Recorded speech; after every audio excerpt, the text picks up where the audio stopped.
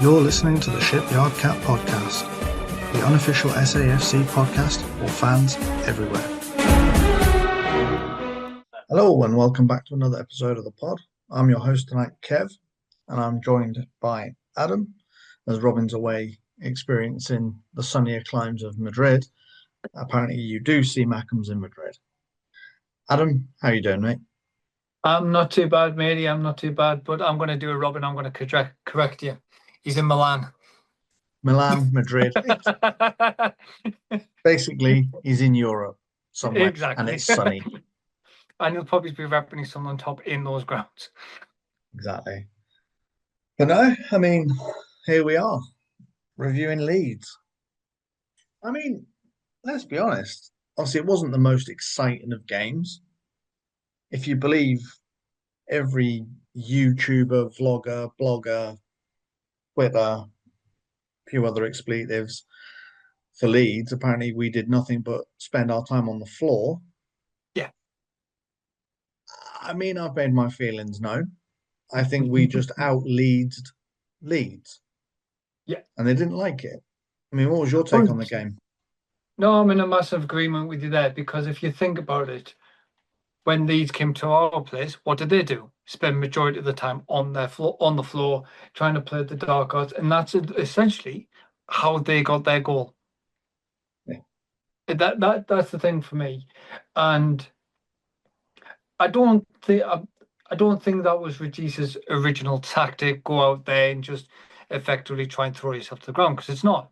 I think what's happened is we've turned up. We've had Luke coming in for his first Premier League start, and obviously got very justified the man of the match for that. And I think it's because of his leadership skills and Granite at the same time. Both of their brains combined got us through that game. That's what my thoughts are on that. Is we played some very sensible dark arts, but that wasn't the dark arts that got us the game. That was other decisions, which I'm sure we're going to cover on during this pod. No, 100%. I mean, taking our time with goal kicks, taking our time with throw-ins. These are all things that we don't normally do. We're normally very keen on getting the ball back into play and getting on with things. But, I'm of the opinion sometimes you've got to play the game against the team you're playing against. Exactly. And I know that sounds really weird saying it how I did, but we almost had to go back to Championship football against Leeds because that's how they wanted to play the game. They wanted the rough and tumble. Yeah. Because that's what they like to do at Elland Road. They like to wind your players up. They like to get the set pieces. They like to get the decisions going their way. They like to get the crowd wound up, which I think creates that atmosphere. I'm not going to deny Elland Road is a noisy ground. Yeah. That's because everybody's so close together, though. Absolutely. It's a tight, compact ground. On telly, it sounds brilliant. Yeah. Despite the shocking commentators. But, for me, that's exactly what Leeds want. Leeds want an atmosphere that's almost volatile. Yeah. So that everyone's already feisty. So when the challenges go in and the decisions start rolling around, there's almost a bit of fire behind them. And, let's talk about some of the decisions. Yeah. The handball that resulted in our penalty was a handball. Had Ampadu, I think it was, not flicked his arm up, he would have probably got away with that. Because I was going to say, I think that was the situation for the handball. It's more he goes to the ball with his hand. If he doesn't do that, which a normal defender, obviously we're going to touch on Luke's in a minute, but if you look at when you're defending, you don't throw your arm, you keep your hand by your side, yes, which you did, but then you don't flick it out to go, let's play handball. It was that bit. I think if because Wilson obviously flicks it up and it rolls up his arm, that the referee's not going to give that. That's too close to make a move to change the direction of the ball. It is what it is. Yeah. It's the fact it gets to elbow height and he flicks his arm out to force the ball away from the body so he can clear it. I think that's what not the commentators, I think the pundits, shall we say, because obviously I'm not going to even talk about the commentators because that was just awful. But for me, they pretty much alluded to the fact being if he just kept his hand down by his side, no pen. Because he's flicked his arm out, it then puts yourself in that dangerous predicament of you're at fault. You're going to be at fault for it and you're going to concede the pen. We've seen it time and time again. Some given, don't get me wrong, some not given. So it is all one of those all the time, isn't it? So Not 100%. I mean, obviously that's quite late on in the game when that decision happens. yeah, Um, things that we got away with. Do we talk about? Luke's a lucky boy, but at the same Very time, lucky boy. oh, very lucky. Must have knew it was his first Premier League game of the season, so I let him off a bit. First Premier League start, wasn't it? And Yeah, probably around the level he should be at. yeah. Championship kind of previous team. Yeah, Um, the thing for me that what I think somewhat let him off. Not at the I know with Joe Con saying it's his first Premier League game. I think be fair, is because of the fact being today's day and age of Premier League football, this is happening on more and more and more in the box. It's a common occurrence for defenders just to grapple a striker, a midfielder, or an attacking player on a set piece. So sometimes you've got to let it go.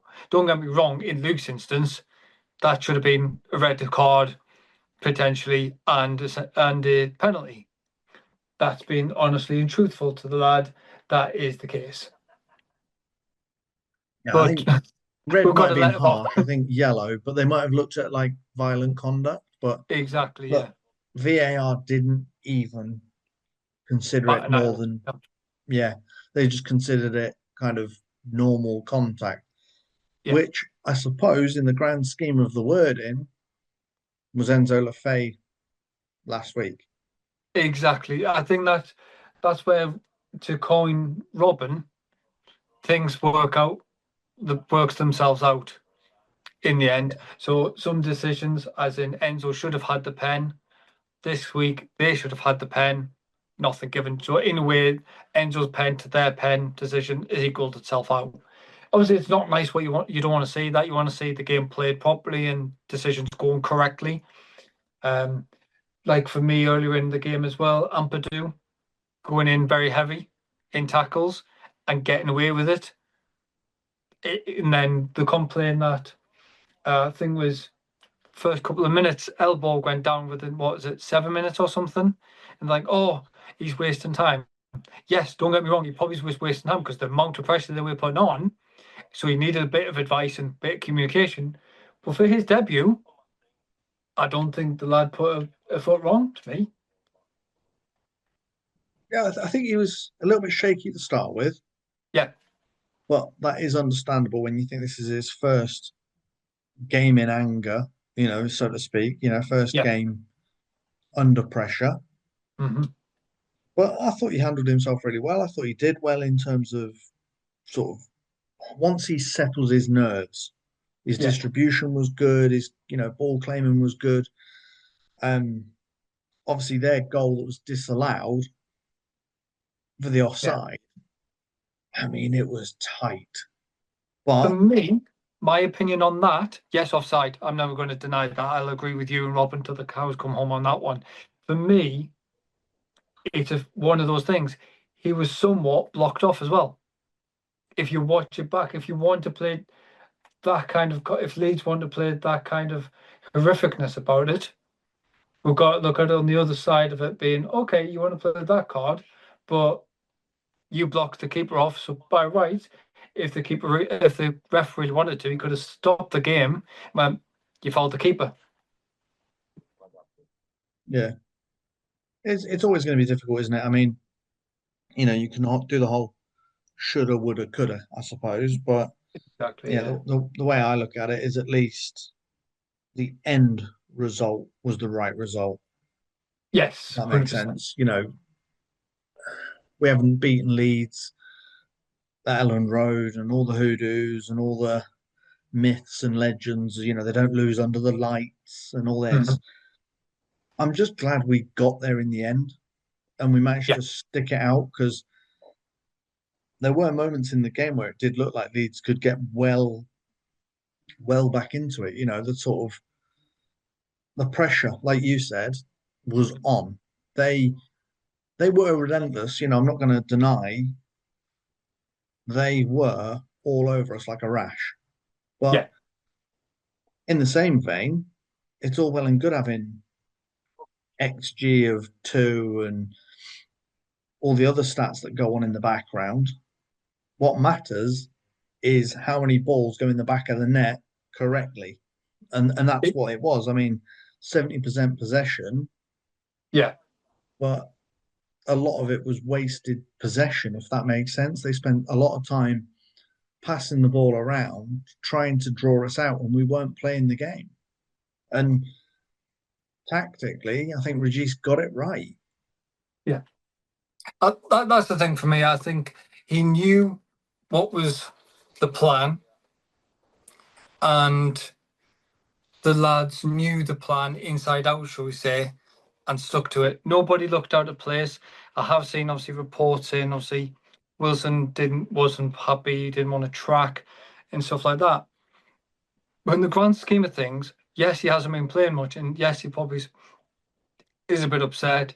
Yes, we've got to look at the other side of it being as well. He's got a kid that he needs to look after and all that kind of stuff. So for me, it's all that compressed into one. And to me, I feel like he did all right. He didn't set the world alight, of course, but he was throwing himself in and amongst the mix, shall we say, to uh, get himself in along the mix and push himself around a bit. Same as Mayenda. Mayenda did that well in the first half. He proved he can be the Brobby type. Unlucky with his first shot, it was offside. But I think what was catching out Mayenda last night compared to other games that he's played in was that offside flag. He was that little bit quicker than the defenders. And that I think that was the catalyst for him, bless him. I mean, I think Wilson at the minute is the lazy journo pull. It's Yes. easy to say he's not enjoying it, he's not happy, he's not making the effort. No one knows what he's being told to do. You've got to think a little bit tactically. If he plods back, if he hangs up near the front, a defender's got to stay with him. Yeah. Someone's got to be near him. Do you know what I mean? If he keeps running back and playing centre mid, Mm. they can go all attack. And we don't know. We don't know. He might be getting told by Regis, hang around the halfway line, try and stay in the middle, drift back.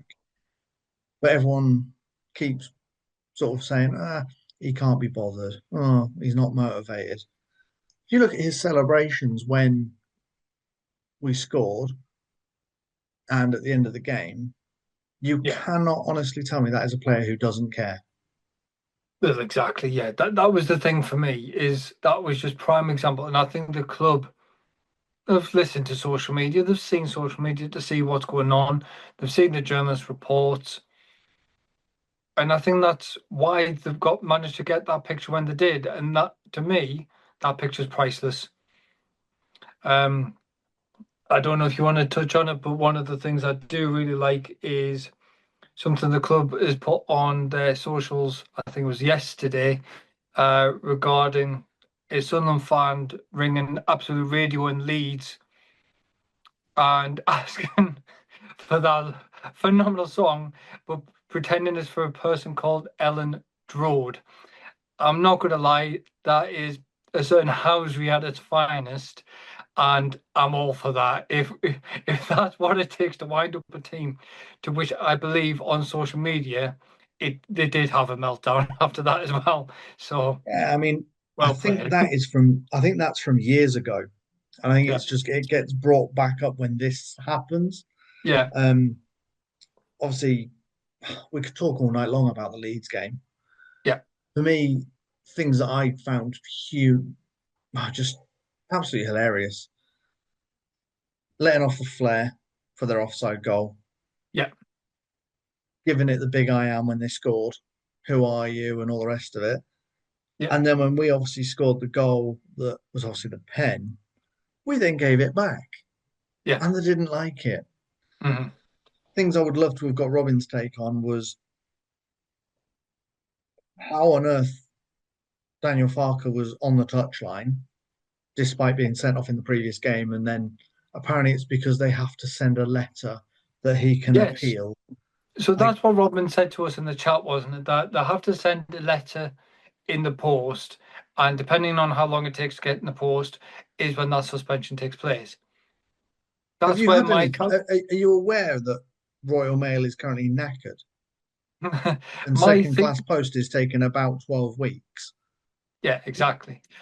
But my thing on that was the fact being, and I turned it around, and that's why I was saying to Robin in our group chat, because that's what we do. We always have a lovely debate every day about the football club and stuff like that. The thing for me is in the FA ruling, it says it can be either sent via email or post. In today's day and age, why wasn't that just dished out via an email saying, right, you got suspended on the Saturday, you have got a game on Tuesday, so on Sunday you receive the email or the club received that on Monday morning. Right, sorry, Daniel, you're suspended. Really? You can't then appeal it. Whereas now, because to me, I know obviously everyone's different, but to me, to make up, oh, we haven't received it yet, that gives him an excuse to be on the touchline on Tuesday night, appeal it because they've got a game on Saturday. Sorry, I can't remember who it's against. Oh, Norwich. Sorry, yeah, they're playing Norwich. But by that time, they can appeal it and get that decision overturned. To me, like, don't get me wrong, it's only a coach, it's a manager, doesn't really change things at the end of the day. But if you look stuff like, say, Luke gets sent off, Luke can't play the next game because they send it recorded, tracked, or whatever when it comes to us. Yeah, I think it was just lazy. I think it was just an opportunity not to punish him in the league. Yeah, Um, or did they send him off for something maybe he didn't need sending off for? But anyway, enough yeah, about enough about Dirty Leeds. They've been dragged into the relegation battle now. They're only 3 points clear. yeah, We obviously hit the magic 40, which is nice to do, especially with 9 games left to go. yeah, Um, let's not get carried away. It has been a tough month, and yeah. by that I mean February and start of March in terms of the fixtures and the results haven't all gone our way. That was our first away win in quite some time, Yeah. which And is our good. first away win in March since 2012, I believe. Our first, like in March. No, I'm saying we have never won a away game, but I think it was some crazy stat like that. Yeah, and that's just it, isn't it? Obviously, 40 is the start.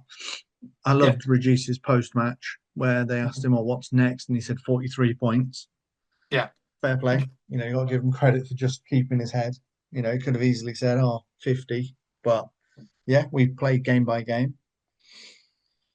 Obviously, next game Yeah. is against Port Vale in the cup. Obviously, that game played as we were playing Leeds, Yeah. and I believe it went into injury time, extra time, and the Yeah. goal was at the very end of extra time.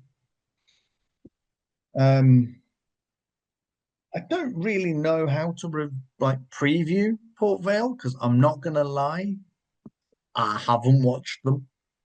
This isn't For the sort of me, game where I can be like Bristol City, where I could have said, "Oh, actually, yeah. they're only a few leagues behind," and that sort of thing. Port Vale, the last thing I remember of them, they had Darren Moore as a manager, and he's not there anymore. So clearly, I'm well out of date for that. Exactly. Yeah. So from what I understand, touching on base what you just said there, so their winner came within 7 minutes from time in extra time. Lo and behold, who scored it? It was a mag that scored it. So he's openly admitted saying there's going to be a few Geordies in their home thing. They've not even sold 8,000 tickets yet, I believe, but their stadium's only about 1,000, so I don't know how they're fitting that 8,000 in. I digress. But from what I understand, they have been a bit of a hit and miss in the league. Um, I don't know much about them. All I know is from seeing what they've done. It's a great achievement for them. It's the first time ever, I believe, that they've hit the fifth round. So to come across a Premier League team in the fifth round is going to be effectively their FA Cup final.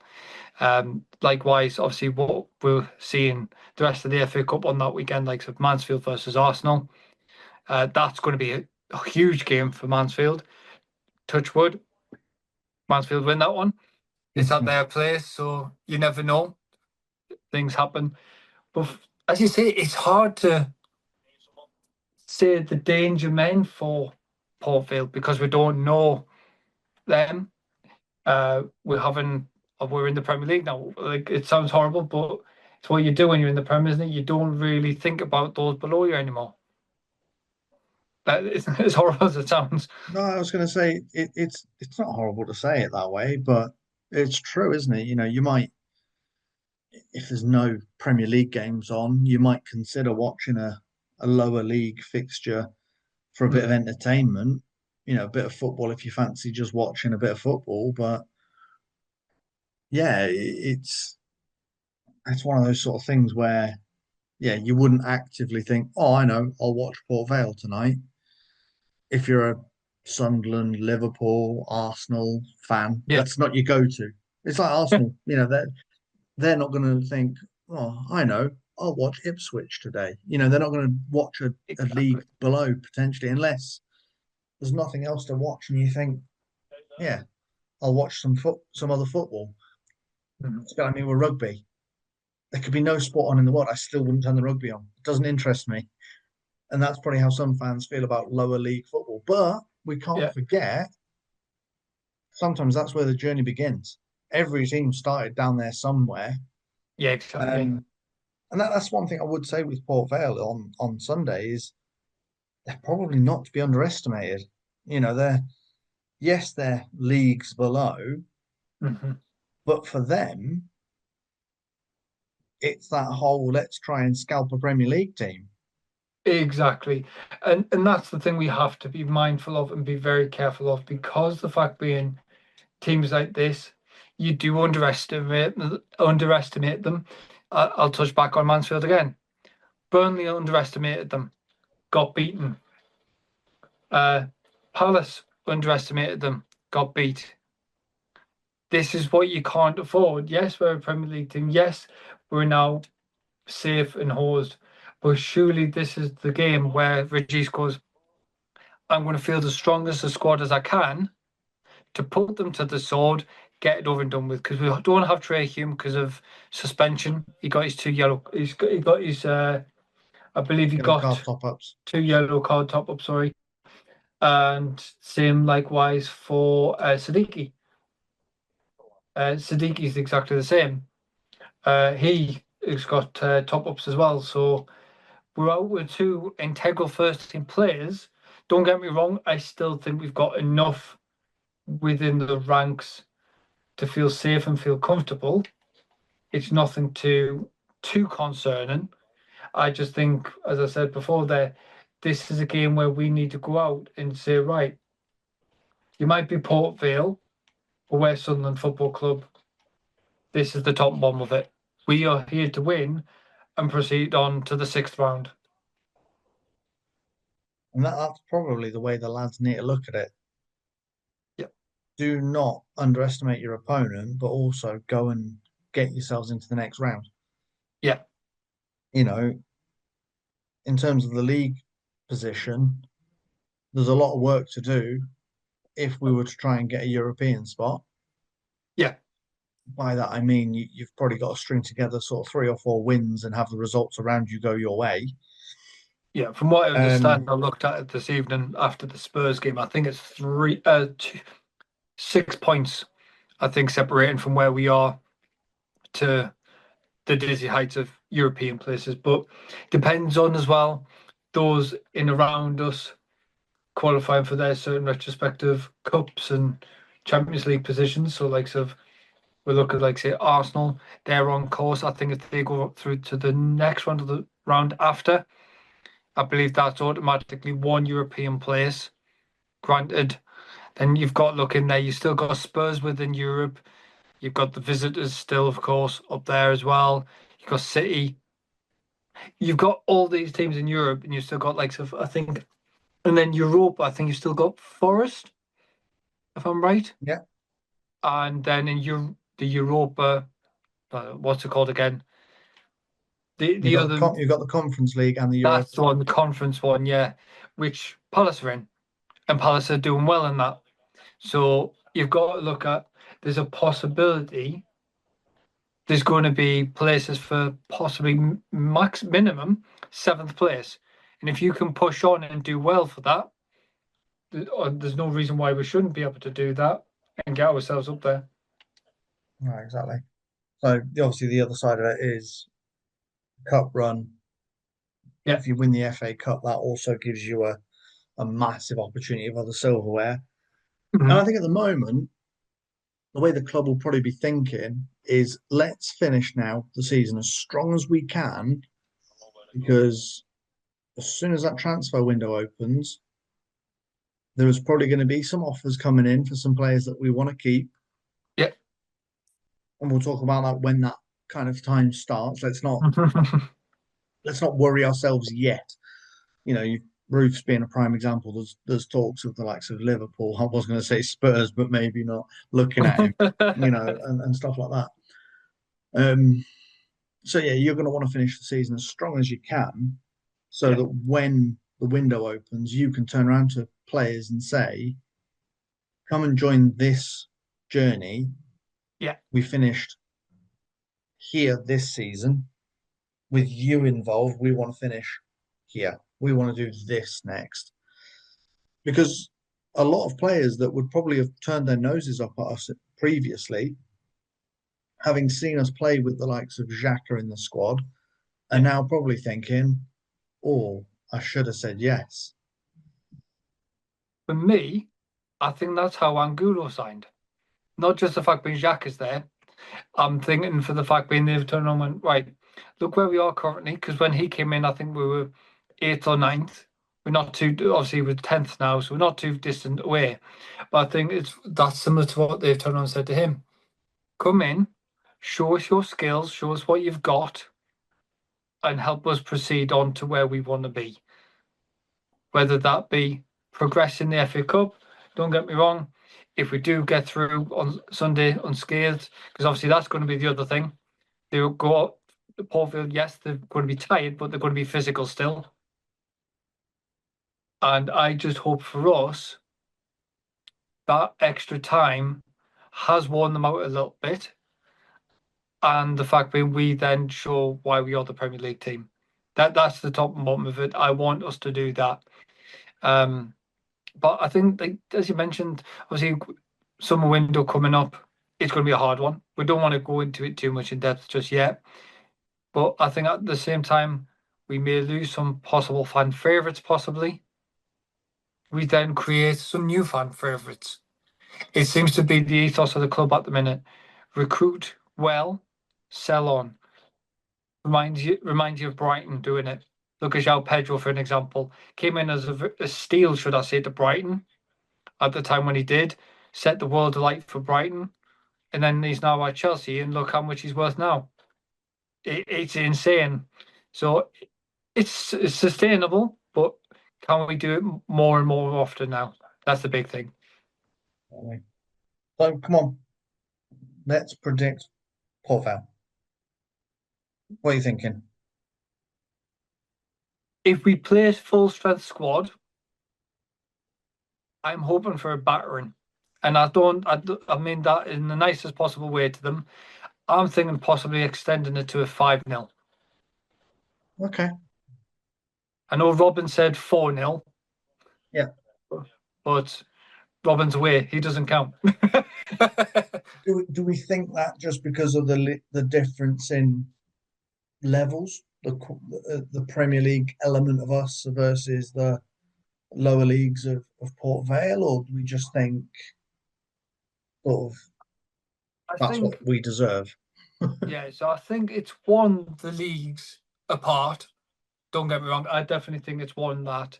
But I think it's also the fact being on our day, we do need to put somebody to the sword, so to speak, and get the confidence there.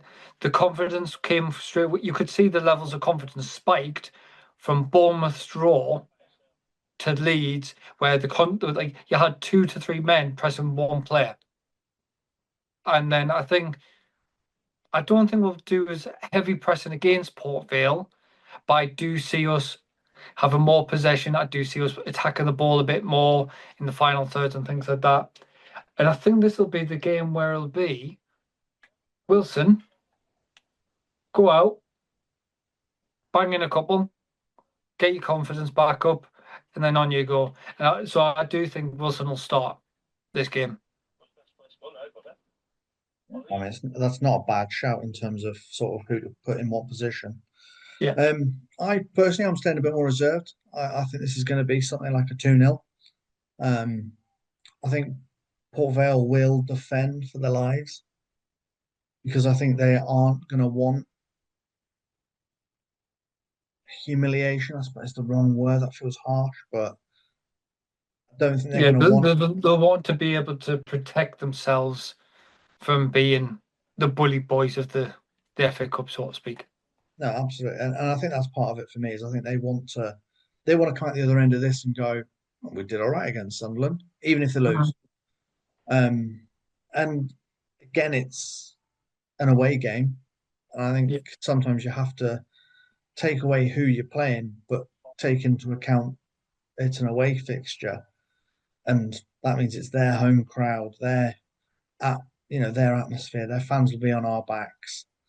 yeah. It's probably going to be another ground with a drum, and I know that sounds really fickle to say it, but it Well, when you've it's got only 1,000 fans, you have to do something for an atmosphere. what you know what I mean. It does remind me a little bit of like the Shields and like the lower league kind of Yeah, grassroots of football, I suppose. But yeah, we'll see. Like I say, we'll wrap this one up. So my thoughts are a 2-0. You're thinking 5. Robin's thinking 4. yeah. Port Vale are probably hoping for a cup upset. Um, and obviously then we'll find out what happens next. Indeed, we shall, mate. Indeed, we shall. Exactly. On the next one, hopefully we'll have Robin back after his little jolly. Yeah, Um, hopefully he's able to find a way of watching the FA Cup game while he's away. And then, yeah, we'll sort of see where we stand, who we face next. Probably, well, depends. If we win, we'll probably wait until the draw and do a review and a draw discussion. yeah. I was going to say the draw will be Monday, as far as I'm aware, because it's Brentford again on a Monday night, I think. Yeah. So So I how think, did it get Monday nights? At least it's not us on a Monday night. That's all I'm going to say. yeah. But I'm sure that's our plan of attack. Yeah, To our listeners, look, thank you again for listening, and thank you so much to everyone who's been sharing and liking us on socials. It is helping grow the following. I'm sure people are enjoying our rants and raves about all things Sunderland. And yeah, I mean, hey, we haven't even had time tonight to discuss the preseason in America. exactly. Yeah. That can be another thing to bring up in the upcoming pods. But no, to our listeners, look, thank you for listening in. Adam, thank you for joining me on this one. Yeah, mate. Cheers. It means a lot. I'm sure I'll take the hot seat. If not, Robin will probably want to steal it back after he's Depends, mate. If dropped. we lose against Port Vale, you'll go into hiding and Robin will probably host. Yeah, But that's no, the way I have to do it. I'm the host. I'm the creator of this, but I still have to hide under defeats. exactly. But no, look, again, thank you for joining me, mate. And to our listeners, look, we will catch you all on the next one, hopefully after a nice win at the weekend. I had to think when we were playing there, Sunday. And then, yeah, we'll catch you all on the next one.